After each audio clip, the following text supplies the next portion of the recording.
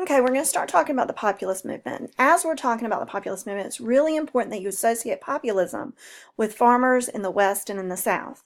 So let's begin by talking about some of the problems the farmers are encountering in order to lead them to create this particular movement. The biggest problem for farmers is going to be the railroad.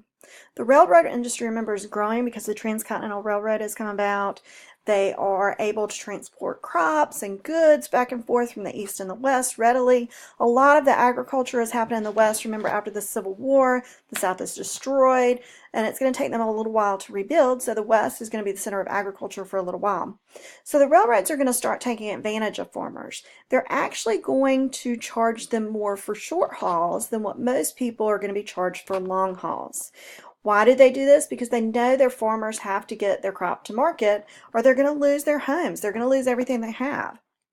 So therefore, they're going to be willing to pay in order to do this. So the railroads are going to be charging farmers more to ship their crops.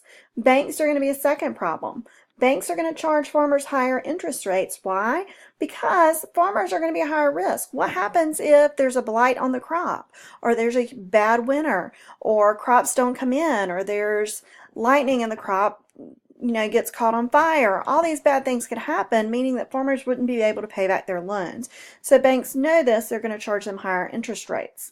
Also, deflation is going to be a major issue. We're going to talk about currency issues a little bit later on with politics, but there's going to be a push for the gold standard. And if gold is the main currency standard for the United States, then there's going to be deflation in the currency, meaning it's going to be more stable, there's going to be less greenbacks and currency in circulation. It's going to be harder for farmers to get their hands on money in order to pay their debt off. Farmers are going to want inflation. That means they're going to get more money for their crops, and they're going to be able to pay their debt off a lot quicker. So let's go on. Now that you have an understanding of farmer problems, let's start with the initial farmer movements. Okay, the Grange is going to be centered in the West. Initially, it's going to be established in 1867 by a man named Oliver Kelly, and primarily for social activities. If you think about it, the 1862 Homestead Act created these land plots of 160 acres for families. And if you think about it, that's a really long way away from other people. So they're going to get together, they're going to talk about problems, they're going to help each other have barn raises and with children and dances and other things. If you think about like the musical Oklahoma, very much like this, those social interactions. So as this starts going, they start working together more and more to deal with these farming problems, including using cooperatively owned stores, grain elevators, and warehouses to store their crops collaboratively so they can get a better price for them. And as the social movement starts to really turn into really a political movement, we're going to start out with Granger laws. Now, Granger laws are laws that were created to apply the principle of public control over private businesses for the general welfare. In other words, public controlled things like the railroads. Railroads were abusing farmers, and therefore farmers believed that the railroads should be controlled by the government and be regulated by the government to make sure everybody had a fair deal with railroads. And so they're going to create these Granger laws to regulate railroads, regulate pricing of hauls, regulate rebates, those types of things. Now, of course, the railroad companies are going to fight back. They don't want to be controlled by the government. They like the laissez-faire principles that we're going to talk about later on. So you get this first court case, Munn versus Illinois in 1877. And in Munn versus Illinois, the Supreme Court is going to rule that private property becomes subject to regulation by the government through its police powers when the property is devoted to public interest. So therefore, it's going to uphold a lot of these Granger laws. Unfortunately for the Granger movement, a lot of these laws are poorly written, and other court cases are going to come up. And in 1886, you get the Wabash case. And this is going to actually say that individual states do not have the right to regulate interstate commerce, as we've learned from American History 1. Really, the body that's supposed to regulate interstate commerce is Congress. This is the federal government if things are crossing state lines. So the Granger laws that were established for railroads that did not cross state lines are going to be upheld, and for the railroads that do cross state lines, those are going to be struck down. Now, what will come out of the Wabash case is the Interstate Commerce Act of 1887. And the Interstate Commerce Act is going to be what creates the Interstate Commerce Commission. And the commission's job is to regulate public interest businesses such as the railroad and eventually also the telephone and the telegraph. Now, keep in mind, it's going to take a long time for this to really get started. You know, I mean, we're not going to have a lot of the progressive movements happening to carry this over until around the turn of the century, but it's being established at this point, even if it's not as effective as it will be later on.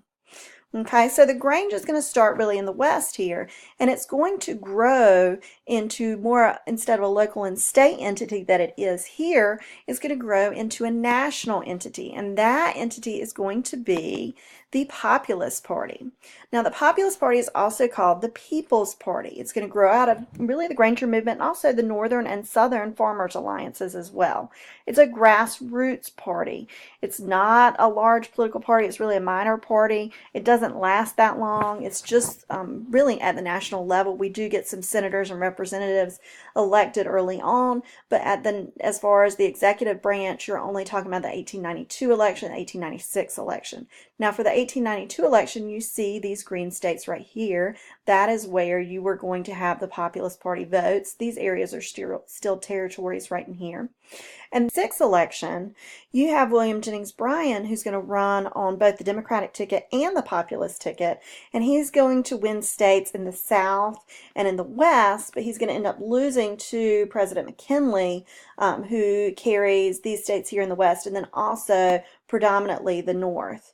So I do want to mention with this, as far as the election of 1896, we are going to talk about, this is going to be the election that big business really bought the presidency. They're going to support McKinley. They're going to back his war chest for the election greatly, and we're going to talk about the discrepancies there between him and William Jennings Bryan when we get into the political section of this module. Now, you have to know the Omaha Platform.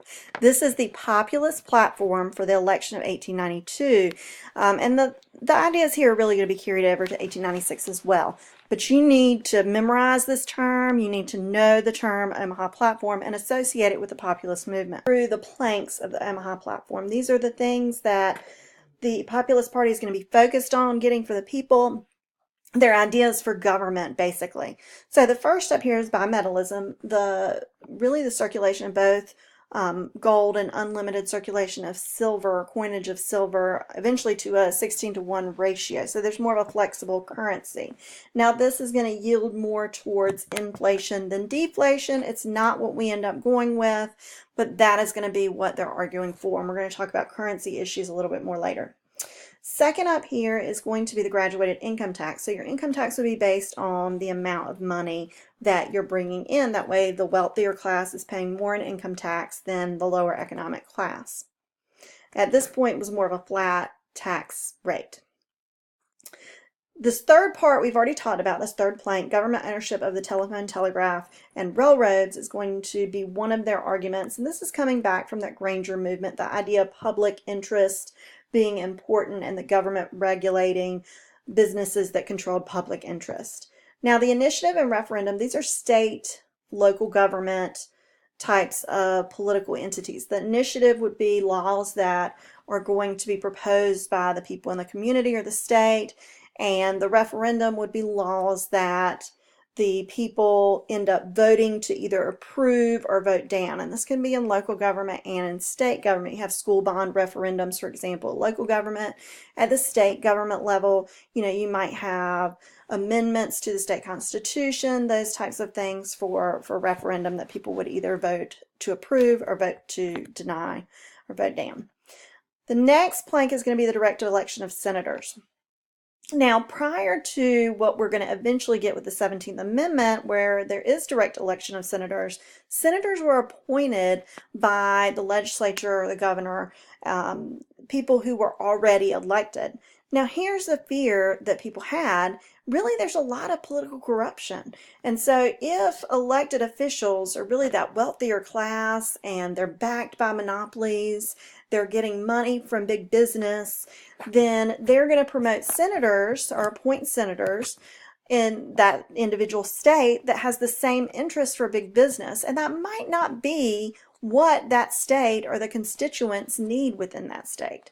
So they really are driving for more involvement, more political power at the national level. The next plank is going to be the 8-hour workday. And this is to bring in those labor unions, to bring in that support from other organizations that would advocate for an 8-hour workday. And then the last is the Australian ballot, the secret ballot. They're really focused on the secret ballot because they want to make sure that laborers are not urged to vote for a particular candidate that really their business owner wants them to vote for, and then you have to walk up and everybody knows who you're voting for because you pick up that ballot and you put it in the box. This way you could vote for who you individually want to, and there would not be any backlash for that. The major planks of the Omaha Platform that you need to be aware of. Keep in mind that a lot of this is about reducing corruption, about making sure the lower class has some equity within the wealth system of the United States. So as you keep that in mind, I do want to mention one major thing about a lot of these pieces of the platform. Yes, bimetallism isn't going to get there, but we are going to get most of these. We are going to get a graduated income tax. We're going to get government ownership of some of these things, or maybe not necessarily ownership, but definitely regulation. We're going to get initiatives and referendum, direct election of senators, predominantly an 8-hour workday, and yes, the Australian ballot, but it's not the populists that do it. It's the group that we're going to be talking about next. The populists will fail at all of these platform issues, and it's going to be the progressive movement in the next module that we'll talk about that picks up these issues and actually gets them accomplished. So keep that in mind as we're going through, and make sure you are aware of what the populist movement stood for and where they came from.